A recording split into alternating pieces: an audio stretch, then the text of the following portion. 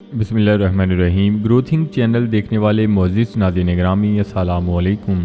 ناظرین گرامی، غلط فہمی ایک ایسا فعل ہے جو انسان کو اس کے کسی عزیز سے دور کر دیتا ہے۔ زندگی میں انسان کسی شخص کو کھونا چاہتا نہیں ہے، لیکن غلط فہمیوں کے سبب انسان اس شخص کو بھی کھو دیتا ہے، کیونکہ اکثر اوقات جس شخص کو ہم اپنا دشمن یا مخالف سمجھ رہے ہوتے ہیں وہی ہمارا ہمدرد ہوتا ہے، اور جب تک ہمیں اس بات کا احساس ہوتا ہے ہم غلط فہمی اور اپنی ہی غلط سوچ کے سبب اس شخص کو کھو چکے ہوتے ہیں۔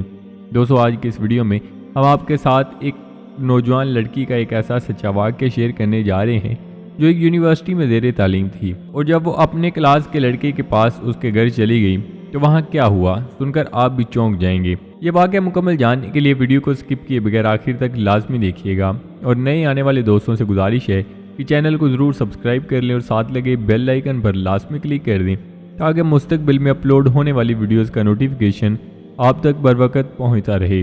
دوستو، انڈیا کی ایک نوجوان لڑکی جس کا نام عائشہ تھا، وہ حسن و جمال کے لحاظ سے بہت خوبصورت لڑکی تھی جو ایک یونیورسٹی میں زیر تعلیم تھی۔ اس کی کلاس میں بہت سے لڑکے بھی پڑھتے تھے، لیکن وہ کسی بھی لڑکے کی طرف کبھی آنکھ اٹھا کر بھی نہ دیکھتی تھی، جس کی سب سے بڑی وجہ یہ بھی تھی کہ اس کا والد بھی اسی یونیورسٹی میں ایک ڈپارٹمنٹ کا انچارج تھا جو اپنی بیٹی پر کڑی نظر رکھتا تھا۔ یونیورسٹی سے تھوڑی ہی مسافت پر اس کا گھر تھا، اور وہ پیدل ہی گھر سے یونیورسٹی آ جاتی تھی اور پیدل ہی واپس چلی جاتی تھی۔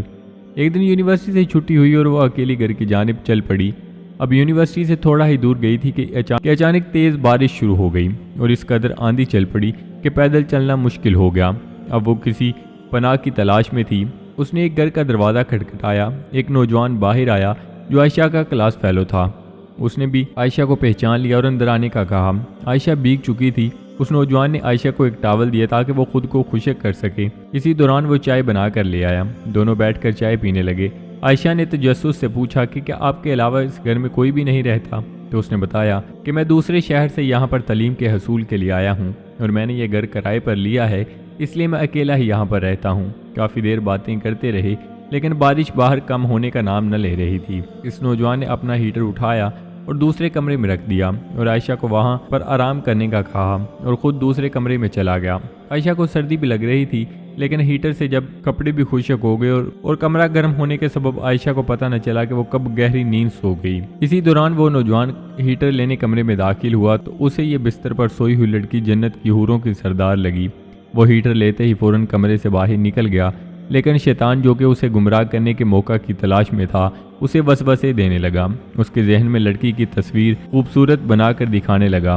تھوڑی دیر میں لڑکی کی آنکھ کھل گئی۔ جب اس نے اپنے آپ کو بستر پر لیٹے ہوئے پایا تو ہڑبڑا کر اٹھ گئی اور گھبراہٹ کے عالم میں بے تحاشا باہر کی طرف دوڑنے لگی۔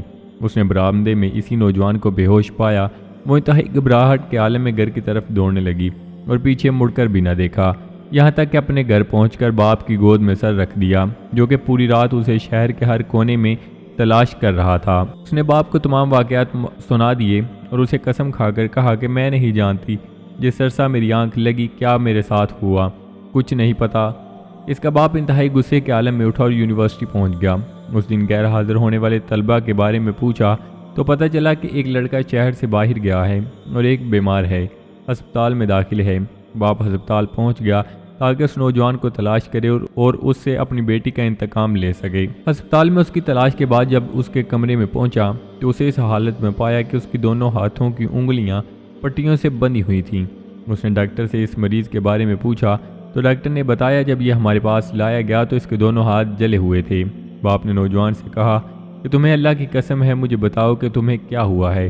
باپ نے اپنا تعارف نہیں کروایا۔ وہ بولا ایک لڑکی کل رات بارش سے بچتی ہوئی میرے پاس پناہ لینے کے لیے آئی، میں نے اسے اپنے کمرے میں پناہ دے دی، لیکن شیطان مجھے اس کے بارے میں پھسلانے لگا تو میں اس کے کمرے میں ہیٹر لینے کے بہانے داخل ہوا۔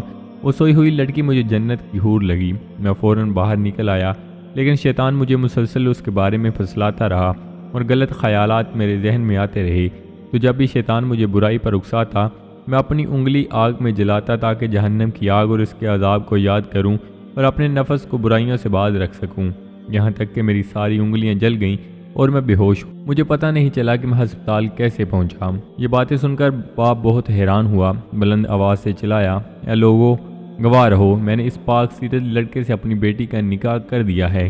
سبحان اللہ، یہ ہے اللہ سے ڈرنے والوں کا ذکر۔ اگر اللہ کا خوف نہ ہوتا تو اس لڑکی کی عزت محفوظ نہ رہ سکتی۔ ناظرین گرامی، جو لوگ اللہ پاک کے خوف سے کوئی گناہ چھوڑ دیتے ہیں تو اللہ پاک اس انسان کو وہ سب عطا کرتا ہے جو انسان کے گمان میں بھی نہیں ہوتا، اور اگر انسان کچھ وقت کا جنسی سکون حاصل کر لے تو وہ انسان پھر اللہ پاک کی رحمت سے دور ہو جاتا ہے، اور جب انسان اللہ پاک کی رحمت سے دور ہو جاتا ہے پھر چاہے انسان کچھ بھی کر لے اس سے وہ سب عطا نہیں کیا جاتا جو اللہ پاک کے خوف سے ہوگا۔